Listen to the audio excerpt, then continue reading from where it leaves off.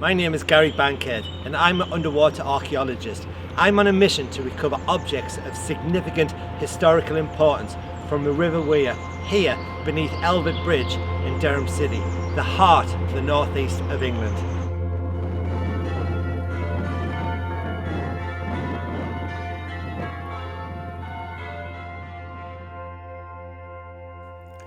So welcome everyone to what is the first video in a series of 6 different videos.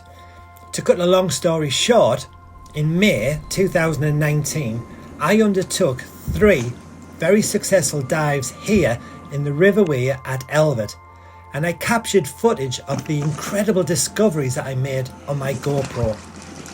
So in this video you will get to see footage from the first of those dives. In the second video of the series, we investigate what I found on this dive. The process then repeats for the next 2 dives. But don't worry if you're confused, just check out my YouTube channel where you will see they are listed in order. And it will be really great to share my discoveries with you. So as you can see, I'm at the water's edge underneath Elved Bridge, kitting up with full sub-aqua diving equipment. This is the exact same gear that I would use if I would dive in my usual favourites, whether that was World War II shipwrecks off the River Tyne, or diving with grey seals at the Farne Islands, just a short drive north of Durham off the spectacular Northumberland coast. I couldn't complete this long dive if I didn't have this level of protection, and the dry suit definitely keeps me warm on pretty much every dive I do. The 15 litre cylinder that I'm wearing on my back will give me a dive time of about 90 minutes. And that's possible because the depth I'm diving to, which is literally only 3 metres deep.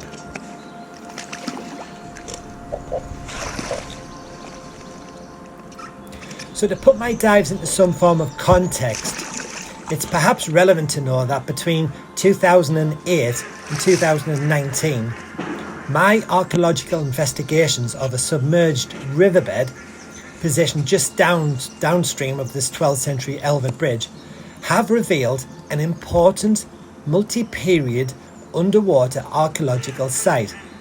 Now this site has yielded a significant collection of typically small metal finds, the total of which now exceeds over 13,500 objects. Now this remarkable collection of objects has been described as a major research facility, probably the largest collection of late and post-medieval finds in the north of England. It really is a unique regional and national resource.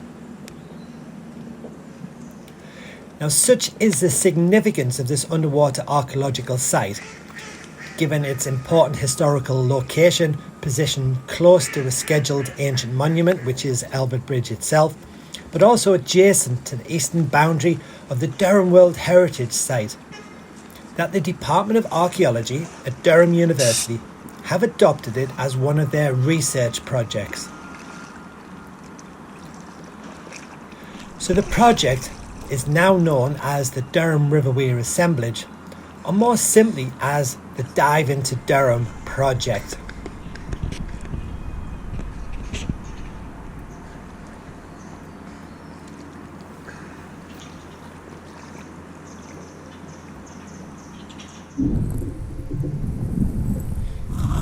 As soon as I arrive on the site, I get to work fanning away the loose silt, the sand, the pebbles, the broken glass, the tiles, the house bricks and other detritus from the city, and I scan the trench that I've excavated for objects.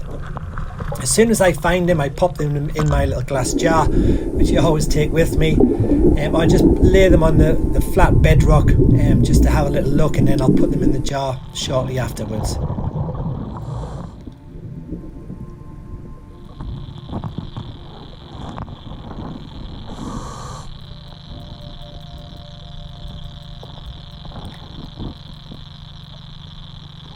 This object is a small, simple, circular frame shoe buckle, and buckles like this one that I find often come along with an iron pin. This one is probably copper alloy, and can be dated to the later medieval period from the 14th to the 16th centuries. We've recovered over 300 buckles so far, and they tell us much about the changes in fashion. Specialised types also indicate a range of uses to which they were originally put. The object next to it was a lead trade token, another common find in the river. They were intended for use either as a symbol of receipt or debt for goods or services, or as passes, or in small transactions at times of shortages of small denomination in the currency. This one appears to be uniface, which means one side is blank, but on the other side is an anchor device. There was actually a pub in Unearthed called the Anchor, and that was open as late as 1896. Maybe, just maybe, that these small tokens could be exchanged for a beer or two. Now I'm pretty sure I don't need to explain what this object is. You recognise it instantly as a big spoon. It's quite a nice large spoon. And we talk about this one in the next episode. It's got a bit of a twist because of where it originally came from, but I won't give away any more spoilers.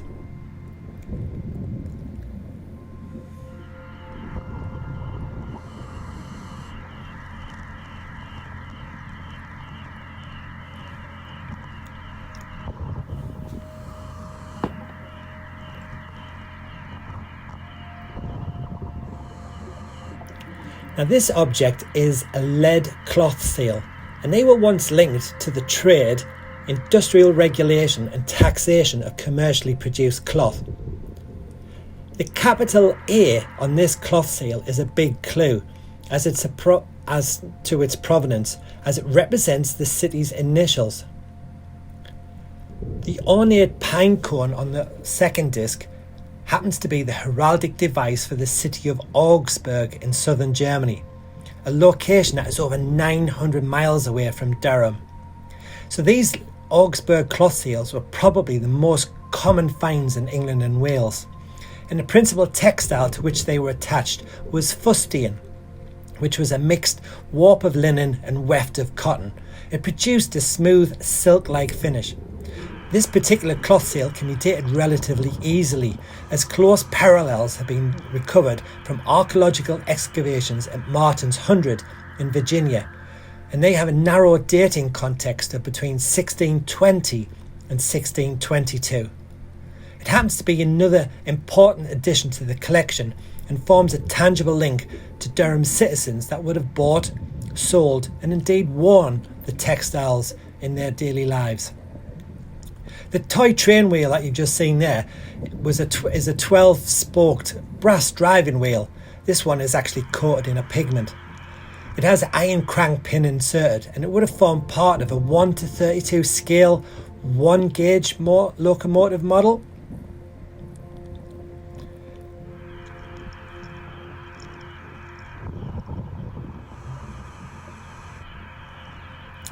Now this object that's just coming off the riverbed there is really unusual, and I found a few of these. I'm really not sure what they are.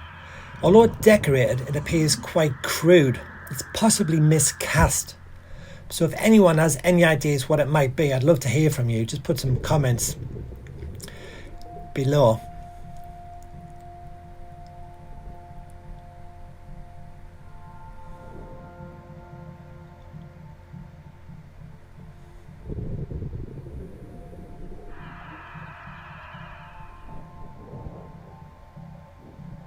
That circular brass ring is what I believe to be a late medieval curtain hoop, or curtain ring. It's quite crude in make. You often see file marks on them as well. So if you look closely here, you'll see several small finds littering the riverbed, from pins, decorative mounts to buttons, lace shapes, printer's typeface, nails and everything in between. And that includes this unusual lead pewter hand from a toy clock and this draw handle knob, circular knob.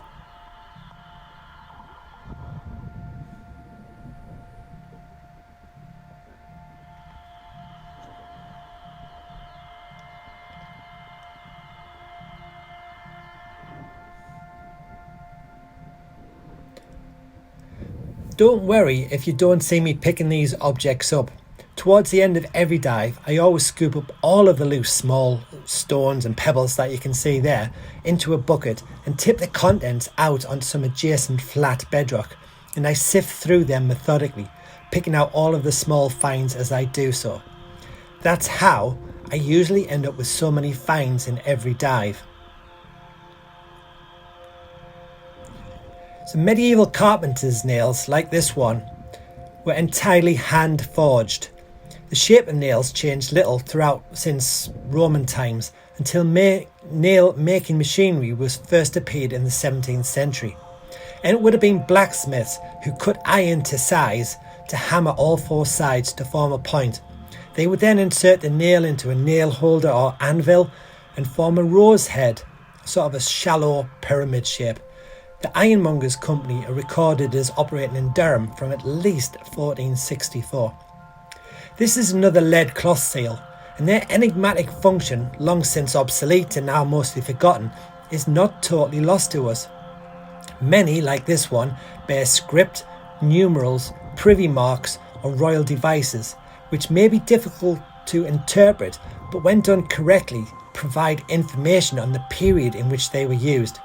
In many ways, they are the material culture evidence of people's basic need to clothe themselves.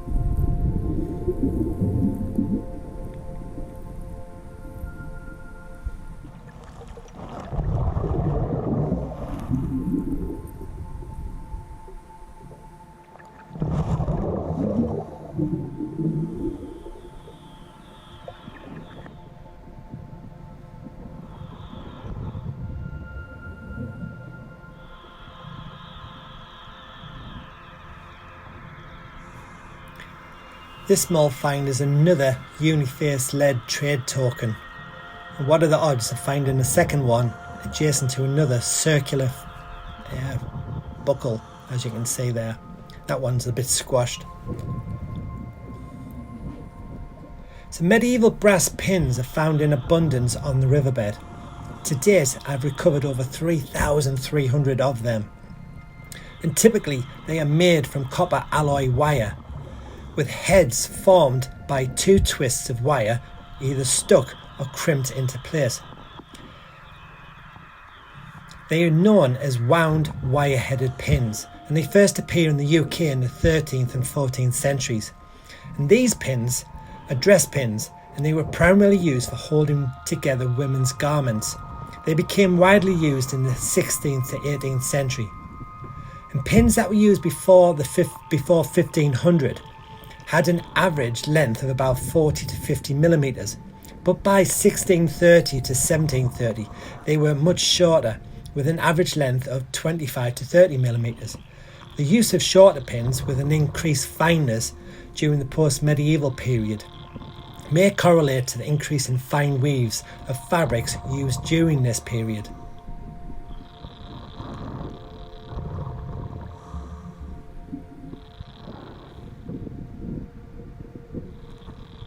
What I've discovered through research is that the river has been constantly sampling the material culture of Durham City throughout its period of occupation. An initial dating of the assemblage has come from analysis of a selection of coins and other typological distinct artefacts.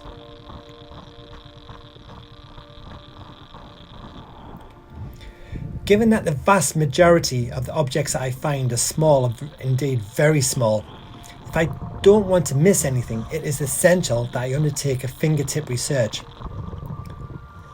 Being patient and methodical is essential to success, and by adopting this approach, I am often rewarded with the discovery of some incredible objects.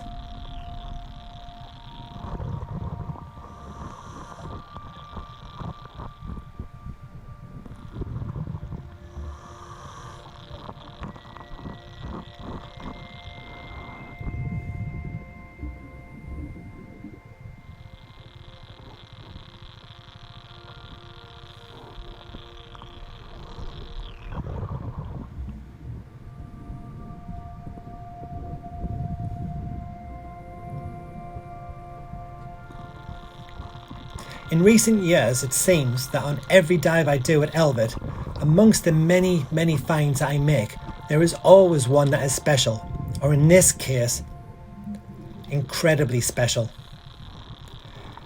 As you can hopefully see, this object is a small pectoral cross, and at the time of discovery I was unaware of its importance. What I can see is that it has equal length flaring arms, and on the obverse it is decorated with trefoils and raised circles. In the centre is a quatrefoil with 4 small holes. Obviously it's a symbol of Christianity, but is it associated with a nearby shrine of St. Cuthbert? If it is, then it would be only the second Cuthbertine cross that I found on the site. Now, pilgrim badges, sometimes called pilgrim souvenirs or pilgrim signs, are one of the most fascinating object types to survive from the medieval period. All pilgrims wanted to carry home visible proof of their travels, and souvenirs, usually in the form of metal badges, were available almost everywhere. The great majority were made of eutechnic alloy, but for those that could afford them, pilgrim badges of gold, silver or enamel were also available. Was this object manufactured locally and offered up for sale to a passing pilgrim from either a booth on the bridge or a shop located on the narrow streets leading up to St. Cuthbert's shrine? Despite its attempts to escape and return to the riverbed, it's almost certain that this rare object will end up on display in Durham University's Museum of Archaeology. So for a closer look at all of the objects found on this dive, please check out the next video in this series, and remember to subscribe to my YouTube channel for more underwater archaeological adventures. See you next time, guys.